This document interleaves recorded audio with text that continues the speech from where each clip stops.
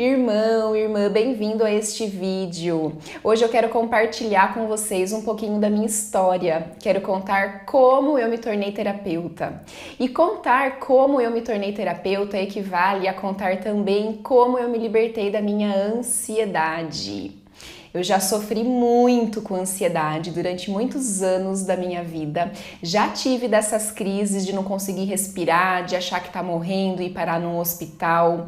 Tinha enxaqueca recorrente, pensamentos acelerados, um pessimismo em relação à vida, me sentia fragilizada perante os desafios e eu me libertei de tudo isso. Bom, eu sou engenheira de formação. Meu pai e minha mãe, ambos, são funcionários públicos, então eu fui criada com uma série de crenças de que para a gente ser alguém de sucesso na vida, a gente tem que ter estabilidade financeira, segurança, plano de carreira. E eu tinha um gatilho muito forte que desencadeava em mim as crises de ansiedade, que era o medo da escassez. Na verdade, toda a minha relação com a energia do dinheiro sempre acarretou muito sofrimento para mim. Eu não entendia na época que quanto mais medo de escassez eu vibrava, mais escassez eu atraía.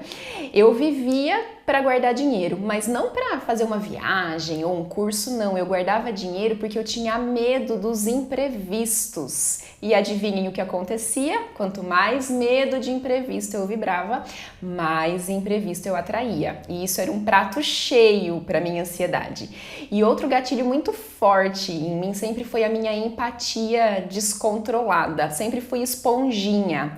Qualquer pessoa que passasse por mim ao longo do dia, que reclamasse de alguma coisa, que apresentasse algum desafio, eu ficava com a energia da pessoa, né? Eu não sabia me colocar no lugar do outro sem pegar aquilo para mim, e isso baixava a minha vibração, então eu vivia nessa condição de muito sofrimento.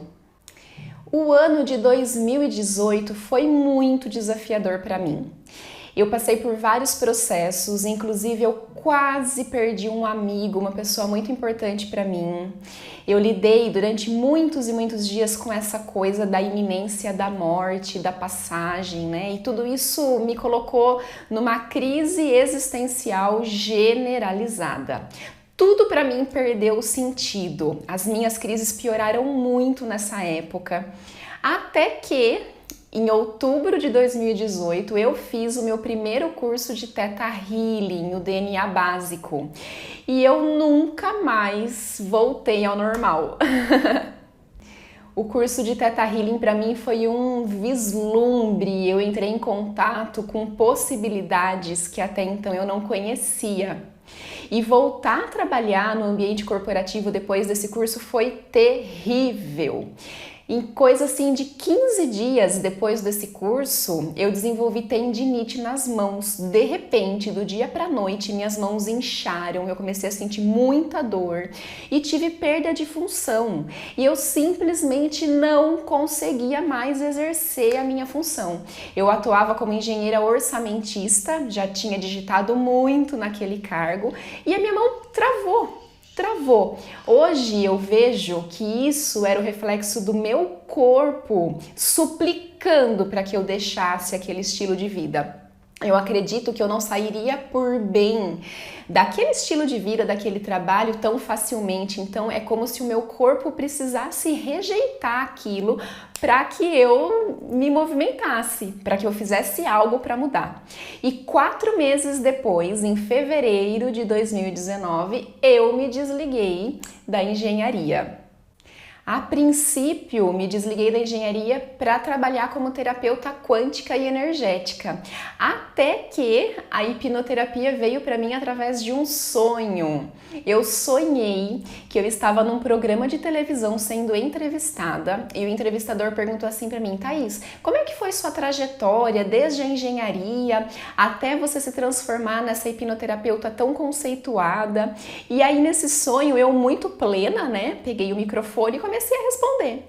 Então, E eu acordei com esse sonho muito forte em mim e corri para o Google, digitei lá, hipnoterapeuta a princípio. Sério, eu não associei isso com a hipnose clínica. Quando eu vi os resultados ali da minha pesquisa e eu entendi que eu tinha sonhado com hipnose clínica, nossa, eu falei, gente, como assim? Eu sei que no mesmo dia eu estava inscrita no curso de hipnoterapia da Omni, que é uma das melhores escolas de hipnose clínica do Brasil. As coisas aconteceram tudo muito rápido para mim. E hoje, quando eu olho para todo esse processo, né, da transmutação da ansiedade, eu consigo identificar 6 pilares de coisas que me ajudaram muito nesse processo. E eu quero falar de cada um deles aqui para vocês.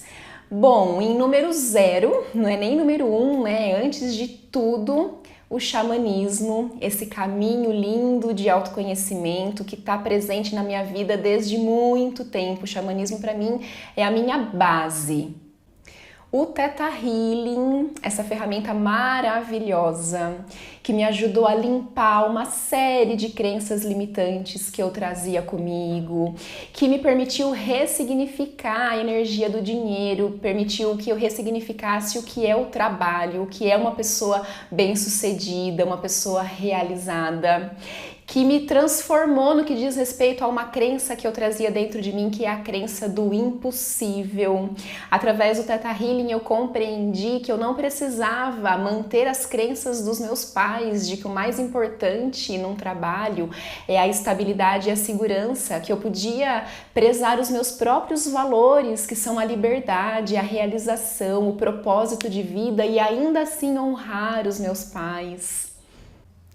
A constelação familiar sistêmica, que me permitiu curar esse medo da escassez de uma forma mais ampla, né? Através da cura da minha linhagem materna, uma cura ancestral. Através da constelação eu compreendi que todo esse medo de escassez que eu trazia dentro de mim vinha da minha linhagem materna, vinha de ventre. Na verdade, não vinha nem da minha mãe, vinha da minha avó. Então, através da constelação eu percebo que esse principal gatilho que eu trazia comigo do medo da escassez, ele pôde ser transmutado num nível ainda mais profundo. Um exercício diário que eu fiz, igualzinho os alcoólicos anônimos, de todo santo dia declarar para mim mesma que só por hoje eu ia viver com a minha consciência no presente, no aqui e no agora, que só por hoje eu não ia sofrer pelo amanhã. Hoje isso se tornou um hábito para mim, mas isso é uma coisa que eu consegui através da prática, através de muito treinamento, porque minha consciência vivia sempre projetada no futuro. Isso é muito deletério, os ansiosos sabem bem. A ressignificação da minha empatia, essa coisa de sentir dó do outro. Hoje eu compreendo que sentir dó do outro não contribui em nada com o processo da pessoa. Hoje eu compreendo que a melhor forma da gente ajudar alguém é a gente estar bem. Que se a gente entra na frequência, na vibração de quem sofre, a gente sofre junto. E isso não tem nada de inteligente, não tem sabedoria alguma nisso. Então hoje eu compreendo que é possível ter empatia pelo próximo sem pegar pra gente o sofrimento do outro. Quando a gente faz isso, a gente desempodera o outro.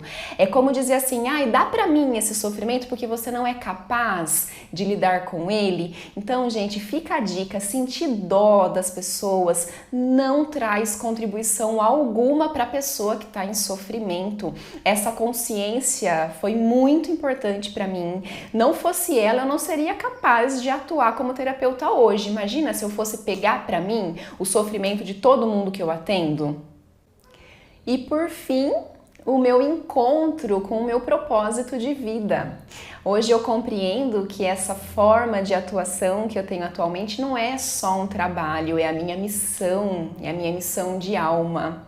Então hoje eu compreendo que todo esse processo, toda essa trajetória foi importante para que eu pudesse me encontrar com o meu propósito de vida. Muitas pessoas me perguntam, Thaís, como que faz para a gente despertar para a nossa missão de alma? E eu costumo responder que o caminho é a limpeza de crenças limitantes. Enquanto a gente traz uma série de crenças limitantes, a gente não se permite esse encontro com o nosso propósito de vida. Essa é a minha história, espero que vocês tenham gostado, que traga contribuição, inspiração de alguma forma. Gratidão pela atenção, por me assistir até aqui. Um beijo!